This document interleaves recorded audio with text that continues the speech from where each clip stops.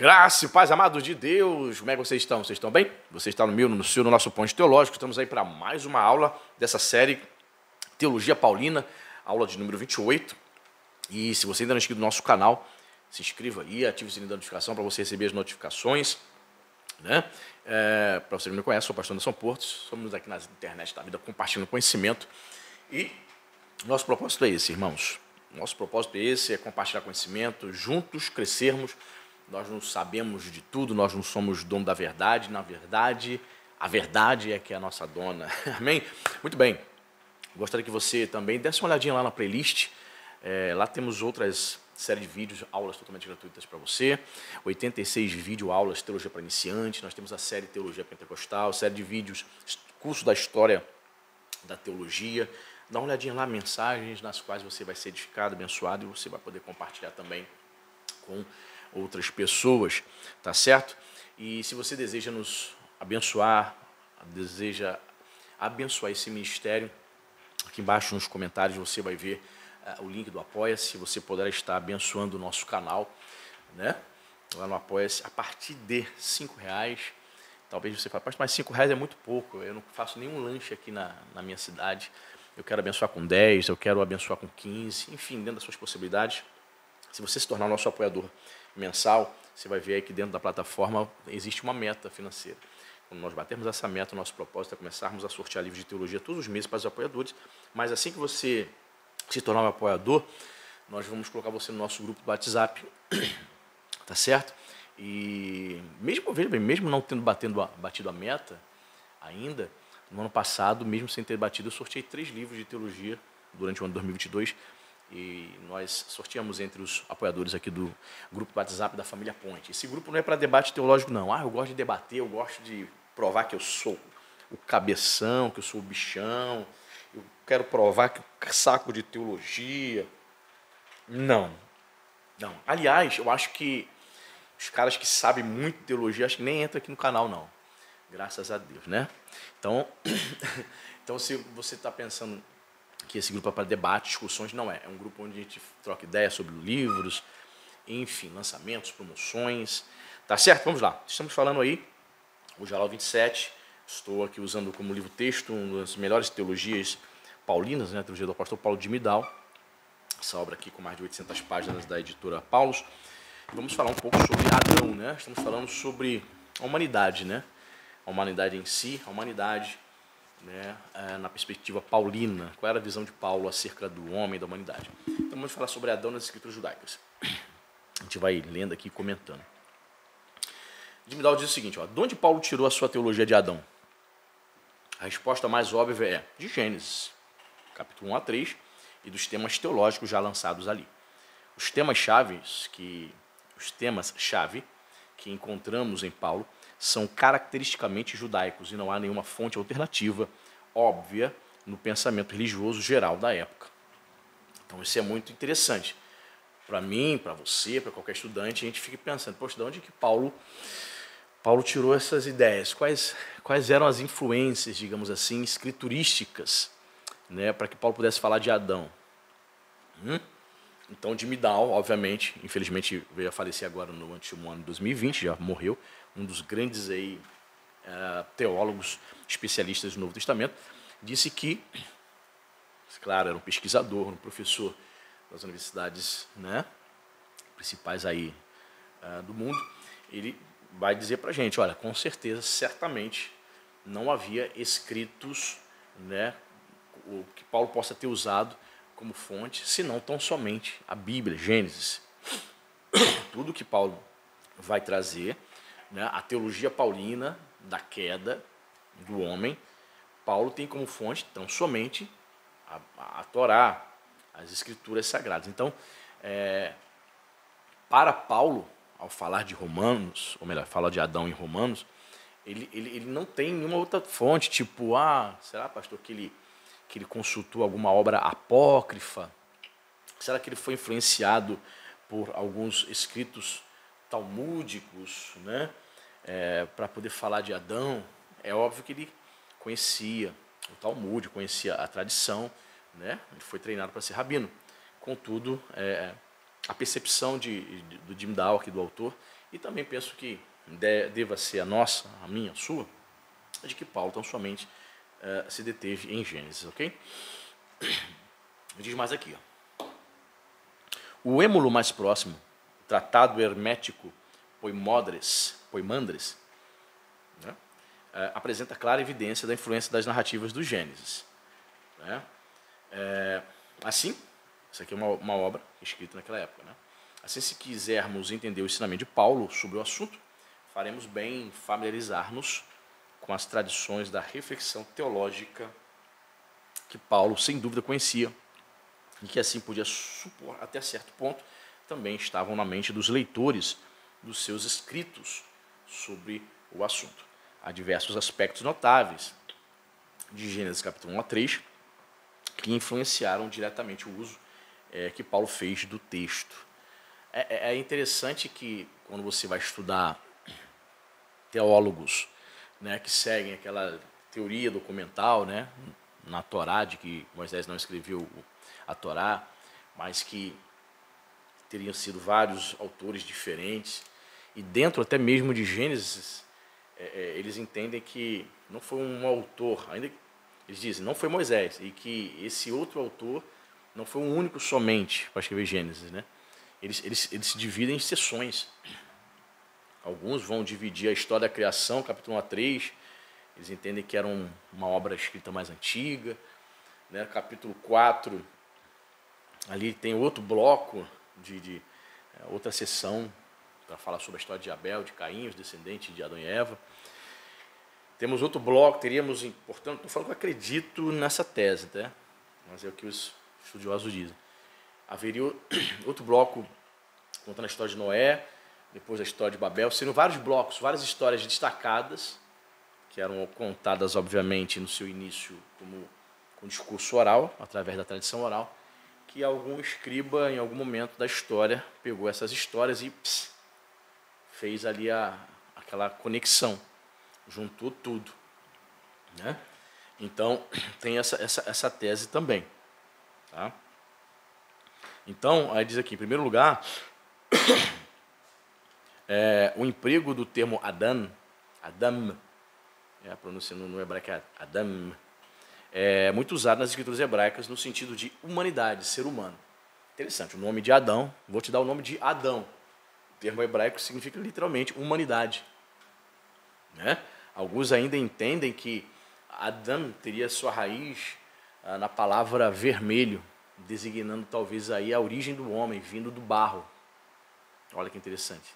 Mas, se te perguntarem o que significa o nome Adão, humanidade, ser humano. O mesmo vale de Gênesis capítulo 1 a 2, como mostra claramente o capítulo 1, versículo 26 e 28, e o capítulo 2, versículo 7. Né? Diz que o homem foi criado à imagem e semelhança, né, de Deus. Ao mesmo tempo, há a narrativa, uma ambivalência entre Adão como indivíduo e Adão representando a humanidade como um todo. Então, é importante, eu não estou dizendo que acredito nisso não, tá? Você que é um estudante de teologia, você que é conservador como eu, é importante que você saiba que muitos teólogos, católicos, protestantes, já entendem que a narrativa da criação ali, de Gênesis, Adão e Eva, é mito. É um mito. E aí, a gente vai entrar na discussão. Se muitos entendem que mito, né, aí é outra discussão, se mito, para muitos teólogos, refere-se tão somente a personagens históricos que existiram, ou narrativa mítica dizendo que aqueles personagens não existiram, não foram históricos, não existiram Adão e Eva. A maioria, pelo que eu percebo, entende que Adão e Eva não foram personagens históricos. Então teríamos uma narrativa mítica, a chamada cosmogonia, para explicar a origem do universo, para explicar, dentro da cultura semítica judaica, para explicar a origem do homem, teria sido criado pelos rabinos essa história, segundo o que muitos da academia ensinam. Então, Adão, esse cara existiu, segundo esses teólogos? Não. Ali é um simbolismo, ele representa a humanidade. Tanto é que o nome dele é Adão, humanidade. Esse é o argumento dele. É importante você saber isso, para que você não, numa conversa, num bate-papo, num debate, num diálogo, você que gosta de entrar em debate, né? Eu particularmente não gosto. Você tem aí essa percepção do que pensam muitos acadêmicos, tá? O que mais que diz aqui? Mas isso, de fato, só começa no capítulo 2, verso 18, e no capítulo 2, verso 23 e 24. O hebraico revela consciência dessa ambivalência ao usar ish. Ish em hebraico é homem. Adam, ser humano, humanidade. Ele começa a usar ish com ishá, que é mulher, esposa. A confusão é causada pelo formato da história, pelo fato de que a dupla história serve para explicar tanto o casamento como a dureza do trabalho humano e pela fusão do mito com a história. Assim também em Gênesis capítulo 5, versículo 2, 3, 5. Veja, quando você pega uma obra acadêmica, essa expressão vai ser muito usada. Então você não deve se chocar. Viu que até o Jimmy Dow, que é considerado um teólogo não liberal, ele vai usar a expressão mito, termo mito, a imagem, né? A história, a fusão do mito com a história, da lenda. Essas são expressões muito usadas por esses teólogos.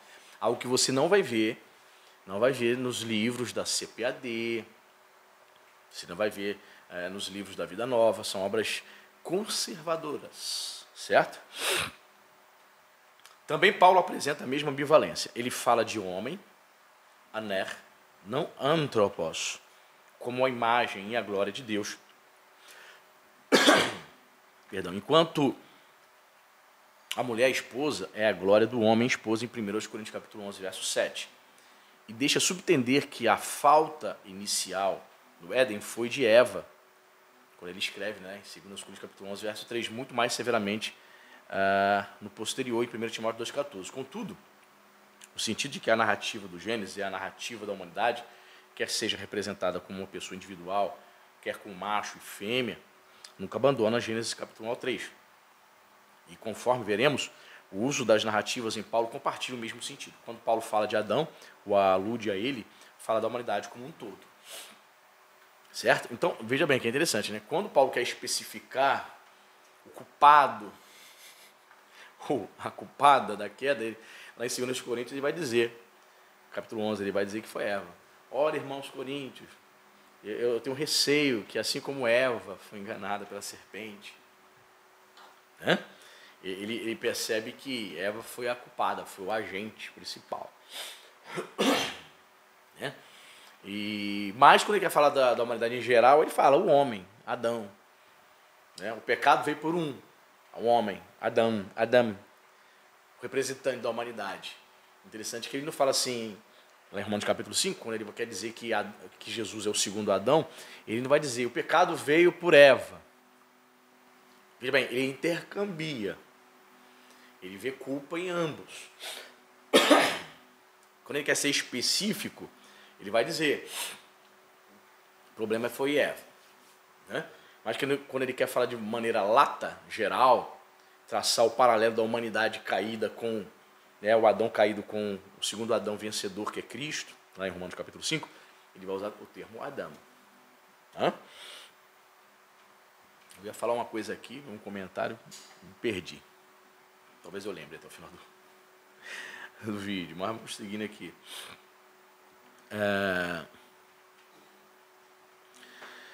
Muito bem. Segundo também, podemos notar o jogo deliberado no hebraico, de Gênesis capítulo 2, verso 7, entre Adam e o material do qual Adam foi feito, que é Adamá, solo, terra. Né? O Senhor Deus formou o Adão do pó. Então, não há aqui significa Adamá. Então, existe um jogo de palavras. Né? Aí, Jim Dow vai dizer, a semelhança foi, sem dúvida, deliberada. Claro. Essa é a questão também. Existem muitos trocadilhos, jogos de palavras, tanto nos evangelhos no grego koiné, como no Antigo Testamento, no hebraico, que se a pessoa não tiver o conhecimento profundo das línguas originais, ela não consegue perceber. Porque na tradução para outro idioma se perde. A gente não consegue perceber. O homem foi feito do pó. Em português, tu não vê nenhum trocadilho aí. Mas no hebraico, Adamá voltará para o... Adão voltará para o Adamá. O homem voltará ao pó. Ou foi criado do pó da terra. Entendeu? Interessante, né? Que mais? A semelhança foi sem dúvida liberada. O Adão foi formado para cultivar a Adamá, a terra. Então, Adamá pode ser traduzido por terra ou como pó. E depois, a Adamá, a terra, é incluída na pena, ou seja, o pó é incluída na pena de Adão, do homem, pela desobediência deste. O solo amaldiçoado e seu fruto exigindo trabalho penoso. Uma pena que durará até que Adão volte a Adamá. Entende? Percebe-se que o autor, a gente pensa assim, pô, o cara escreveu há milhares de anos essa obra, será que os caras eram inteligentes, pensavam nessas questões do estilo, pensavam nessas questões pedagógicas para o ensinamento, o trocadilho serve para fixar, né, o ensino, né, o conceito, a ideia na cabeça de quem está lendo ou quem está recitando. Então, Adão voltará a Adamá. Sim, os caras eram inteligentes pra caramba. Assim como eu e você somos. E só não tinha celular na internet na época.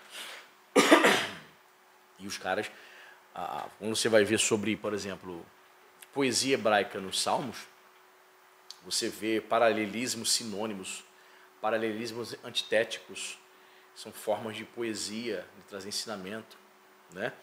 Paralelismo antitético, contraste, caramba, os caras escreviam consciente, com muita inteligência, né? Claramente, Paulo tinha em mente esta passagem quando falou da vaidade da criação na sua sujeição à corrupção, em Romanos 8, versos 20 a 22.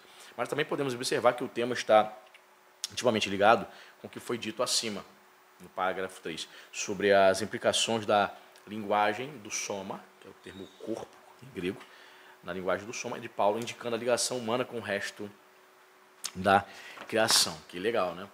Então, o Jimmy Dow aqui percebe que, propositalmente, né, o autor, no caso Moisés, né, na perspectiva conservadora, ao escrever Gênesis, ele quer transmitir a ideia de que Adão, né, que é a coroa da criação, embora seja esta coroa, ele está intrinsecamente ligado ao restante da criação.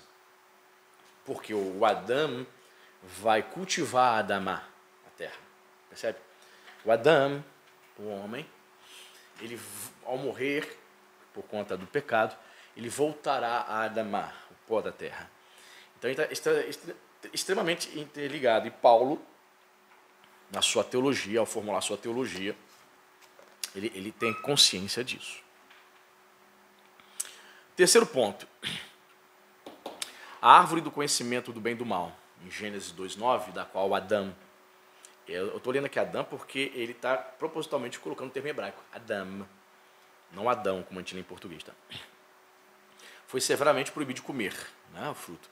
Provocou discussões intermináveis. A interpretação mais óbvia não é que o fruto daria a Adão um conhecimento de certo e do errado, que em caso contrário lhe faltaria por completo. A própria ordem pressupõe que Adão conhecia a diferença entre obediência e desobediência. É interessante isso. Muitas pessoas, muito interessante, vou até me deter um pouco aqui, muitos intérpretes, né, até mesmo nós, no início da nossa conversão, a gente acha isso, tem esse entendimento no primeiro momento, numa leitura bem superficial, de que esse conhecimento do bem e do mal seria... agora, antes disso, Adão não tinha como saber se era errado. Tinha sim. Pressupõe o fato dele saber, né, de receber um aviso e dizendo, se você comer isso aqui, você vai morrer. Se você comer esse fruto, você morre. O pressuposto da colocação, né, da ordenança do Senhor para ele não comer do fruto, né, deixa implícito de que mesmo antes da sua queda, ele sim tinha o conhecimento. Isso pressupõe que ele entendia, né, a diferença entre obedecer e desobedecer. Ele não havia experimentado a desobediência ainda, mas ele tinha uma ideia de que aquilo poderia prejudicá-lo, como prejudicou, né, em todos os sentidos. Então, a ordem divina faz pressupor que ele tinha Ele sabia, ele conhecia a diferença entre o certo e o errado. Algumas pessoas dizem, não, ele comeu do fruto do conhecimento do mal. Antes disso, ele não tinha esse discernimento, o que era certo e o que era errado. Tinha sim. Tanto é que ele escolheu desobedecer, escolheu errado. O Jimmy Dow diz o seguinte, que parece, na verdade, tratar-se da questão da autonomia moral. O fruto da árvore faria o Adão pensar que ele saberia melhor, que era sábio aos seus próprios olhos, não precisando mais da dependência de Deus para sua orientação e limites morais. Daqui a tentação da serpente. Abre aspas. Sereis como deuses versados no bem e no mal. Fecha aspas aí para a serpente. E a atividade da árvore para Eva. A árvore era desejável para adquirir discernimento.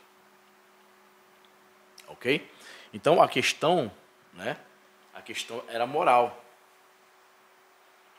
A ideia, de que Adão caindo, em pecado, a proposta, na verdade, da serpente é que Adão deveria ser independente de Deus. Você vai continuar dependendo dele? Porque diz isso, você vai continuar obedecendo? Seja independente. Grosso modo, a serpente estava dizendo isso para Adão e Eva. Sejam independentes. Sejam independentes. Vivam suas vidas. Então a questão foi moral, não foi comer do fruto, não foi para que eles ficassem inteligentes ou menos bobos. Ou a partir daquele momento que eles comem frutos, eles passaram a ter discernimento do que é certo e o que é errado. Na verdade, foi uma questão moral. Eles estavam decidindo se eles queriam seguir na dependência de Deus ou não, a partir daquele momento. Quarto, a advertência é que a desobediência em relação a esse ponto resultará em morte, conforme Gênesis 2,17. No dia que dela comeres, terás que morrer. No caso, o resultado é a exclusão da árvore mencionada, a árvore da vida, Gênesis 2,9. E em consequência da presença de Deus no jardim. Adão escolhe conhecer por si mesmo, independentemente de Deus. O resultado, de fato, é a independência de Deus, mas isso significa também ser excluído do acesso à vida. Então tem consequência, Todo pecado tem consequência. Como diz, certa frase, toda semente, ou melhor dizer, nenhuma semente é neutra. Nenhuma semente é neutra. Eu não lanço uma semente do nada para gerar fruto do nada. Eu não lanço a semente nada que vai gerar frutos que é igual a nada. Alguma coisa vai gerar. Boas sementes geram bons frutos. Más sementes vai gerar maus frutos. Então, eles não passaram tão somente a ter o discernimento do bem e do mal. Simplesmente, eles tiveram que experimentar a consequência da exclusão da presença de Deus. O fato de eles terem sido expulsos do paraíso, podemos entender como também o relacionamento do homem sendo cortado com Deus. A presença, o acesso à presença de Deus foi cortado. Essa é uma das interpretações mais plausíveis, que demais aqui. O resultado, o fato, é a independência de Deus, mas isso significa também ser excluído do acesso à vida. O outro lado da medalha implica que havia uma intenção divina de Adão ter acesso à árvore da vida com parte da participação e responsabilidade humana na criação.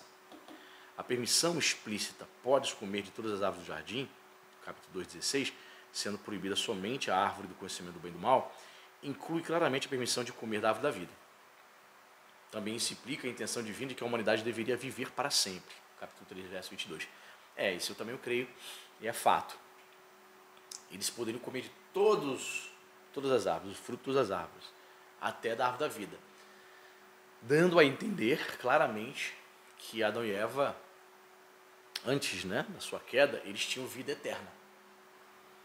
Sim, uma vida eterna. Eles comiam da árvore da vida. Mas isso não significa que eles fossem seres com corpos glorificados. Há alguns teólogos que viajam aí na maionese. Como já teve aí alguns teólogos que escreveram que Adão, antes da queda, era tão poderoso, né? Na sua perfeição, Adão e Eva eram tão poderosos que eles poderiam voar.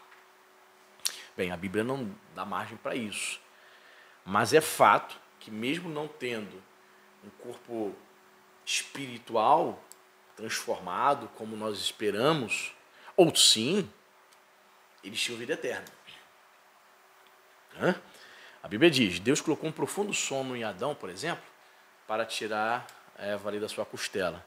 Então, nesse corpo perfeito, nessa vida perfeita, nessa vida que eles possuíam de viver eternamente, pelo fato de terem acesso à árvore da vida, eles comiam, eles se relacionavam. Adão e Eva faziam sexo antes da queda. Não pense que o sexo é pecaminoso e só veio acontecer depois da queda. Não. Não. Então, eles dormiam, eles comiam, descansavam e trabalhavam. Então, muitos entendem que quando nós formos glorificados, nós cristãos, tivermos um corpo glorificado, voltaremos a esse estágio inicial. Voltaremos ao princípio. Ou seja, corpos semelhantes ao que nós temos hoje, mas glorificados. Na eternidade você vai dormir, você vai trabalhar, haverá trabalhos braçais.